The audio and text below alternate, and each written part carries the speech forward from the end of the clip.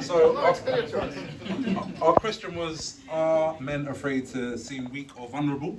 The reality was sometimes, yes. It was more leaning that way, but things are changing through the generations. And it was to do with about emotional literacy. The young people have more information available to them, which makes them more willing to step into or lean into that space. There was mob mentality. Oftentimes when we get in groups, we don't think as individuals, we de-self and we just kind of, if the group runs, we're all running. If the group starts to burn and do a witch hunt, we're all doing a witch hunt. But we forget our own personal autonomy. Social media, there's pretense, there's social inequality. Our desire was, and this part was, it got a bit muddled, but more balanced. Men that are more balanced, so there is a time to be weak, there's a time to be vulnerable, but there's also a time to be strong. We mentioned about manure rolling downhill, for want of a better phrase, is that we look up in society and the powers that be in society run things through dominion, war, having the biggest weapons, whatever the case may be. So men will look on a smaller level up to the things that work up there and think they want to replicate that model.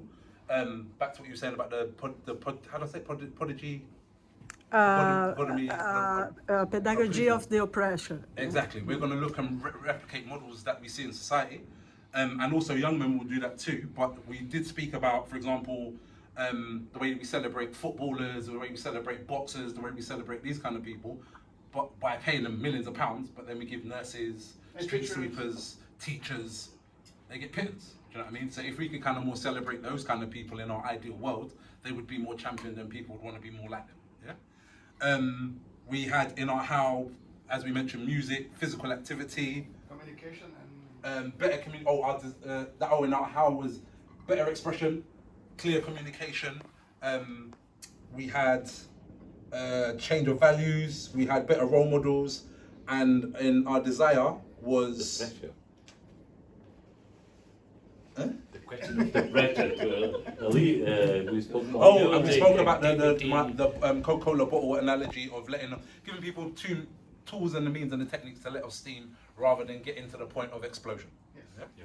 Well done. One last thing I was going to say, there was a scheme, what you mentioned about emotions, the ruler scheme, and I think it is to recognize your emotions, to understand your emotions, to listen to them, to express them, and I can't remember what the last one is, but I'll try to share it. Okay. Fantastic. Thank you so much. Beautiful. Next one, guys, please.